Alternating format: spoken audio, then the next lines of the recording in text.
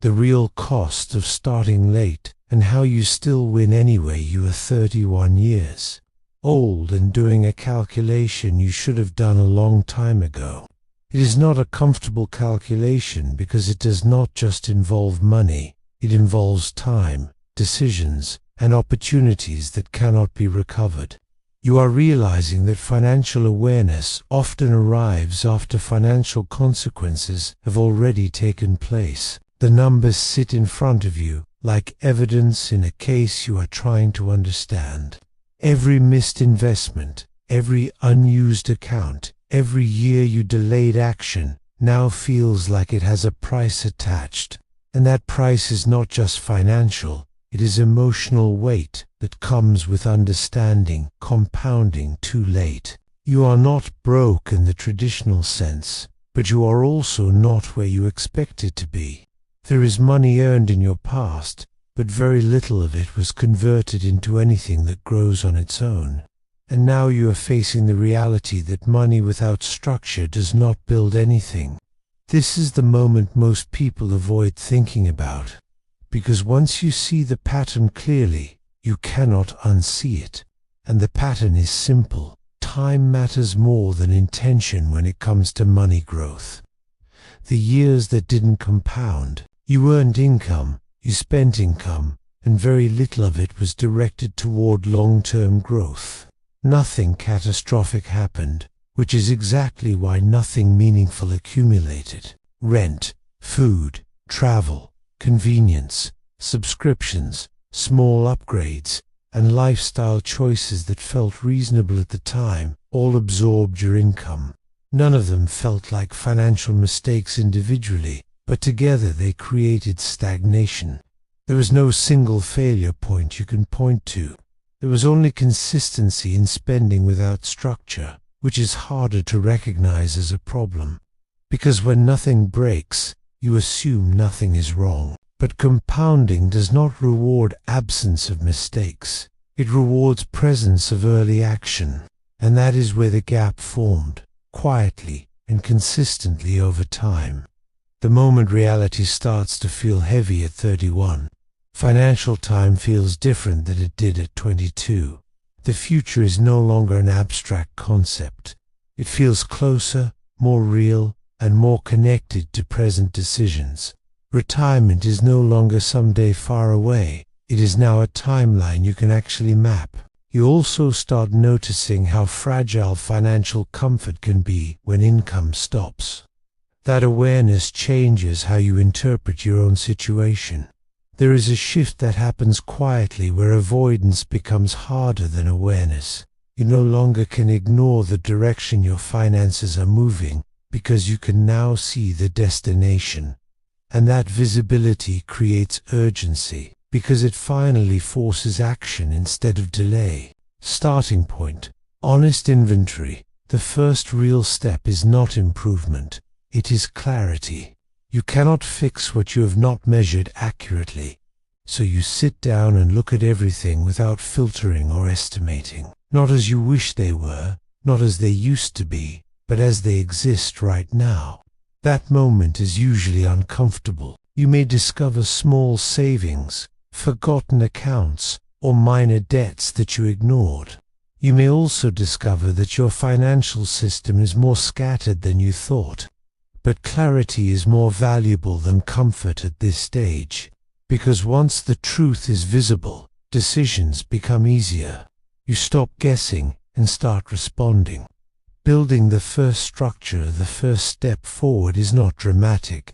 It is simple and almost unexciting, which is why most people underestimate it. You begin by organizing your financial system into controllable parts. Debt is assigned a clear repayment structure instead of being ignored or minimized. And a small automatic saving system is activated regardless of how small it feels. None of this looks powerful on its own, but together it creates structure where there was previously randomness. And structure is what allows growth to begin. The key shift is automation. Money moves before you have the chance to emotionally spend it. That removes decision fatigue and increases consistency. The year of stability. The first year of rebuilding is not exciting. It is not a year of rapid growth or visible success. It is a year of correction, discipline, and gradual stabilization. Debt begins to shrink slowly. Savings begin to exist consistently. Financial decisions become slightly more intentional. And for the first time, your money stops feeling completely chaotic. There is no dramatic transformation, only small improvements repeated consistently. And those small improvements begin to change your baseline. Why stability changes everything. Once stability is established, financial decisions stop being reactive. You no longer make choices based purely on urgency or stress. You begin thinking in terms of long-term outcomes. Unexpected expenses no longer create panic, they create adjustments. Debt no longer feels endless, it feels structured. And saving money stops feeling optional and starts feeling natural. This shift is subtle but powerful, because it changes your relationship with money from emotional to functional. And that change is what allows wealth building to begin. Without stability, everything is fragile. With stability, everything becomes scalable. The role of income growth. At some point, you'll realize saving alone is not enough. The real acceleration comes from increasing income, because there is a limit to how much you can cut, but not a limit to how much you can earn. You ask for raises, you develop skills that increase your market value, and you start treating your income as something that can evolve. This is where momentum begins to build, because every increase in income becomes fuel for savings and investment instead of lifestyle inflation. The key is not earning more for comfort, but earning more for allocation. Investing as a long-term engine. Investing becomes the core system that turns time into growth. It is not about quick results, it is about consistency over years. And consistency is what transforms small contributions into large outcomes. Even modest monthly investments begin to accumulate meaning over time.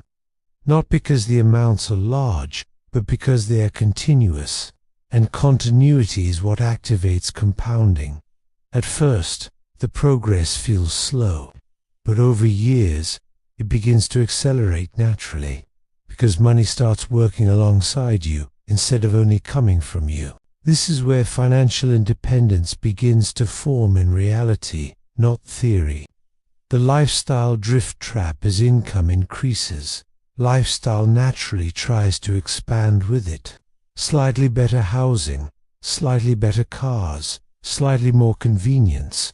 None of it feels extreme individually, but together, these changes create long-term financial obligations, and those obligations silently increase the amount of money required to maintain your lifestyle.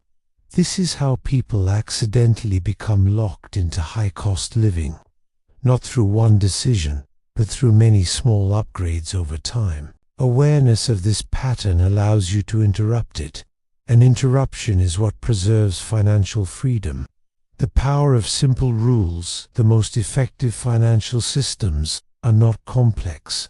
They are simple rules applied consistently, because complexity breaks under pressure, but simplicity survives it.